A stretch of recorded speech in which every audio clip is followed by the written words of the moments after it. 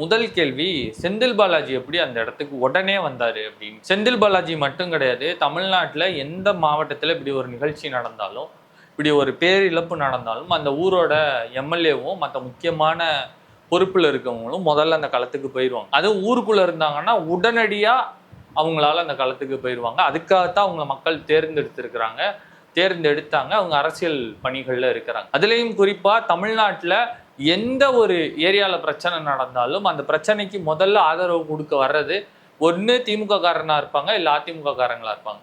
மக்களோடு மக்களாகத்தான் அந்த ஊரில் இருக்க எல்லாருமே பயணிப்பாங்க. உங்கள் வார்டில் ஒரு பிரச்சனை நடந்தால் நீங்கள் முதல்ல அதை யார்கிட்ட போய் சொல்லுவீங்க அப்படின்னு நீங்களே யோசிச்சு பார்த்தீங்கன்னா அது புரியும். இல்லை அதுக்கும் மேலே இதெல்லாம் பிளான் செட்டப் அப்படின்னு சொன்னீங்கன்னா முதல்ல அந்த இடத்துக்கு வந்தது செந்தில் பாலாஜி கிடையாது, அதிமுகவை சேர்ந்த முன்னாள் அமைச்சர் எம்ஆர்ஜி விஜயபாஸ்கர் அவர். அப்ப அவர் அந்த இடத்துக்கு எதுக்காக வந்தாரு? அப்ப இது மொத்தமா அதிமுக போட்ட திட்டமான்ற எதிர்கேள்வியும் முன்வைக்க வேண்டிய தேவை ஏற்படும்.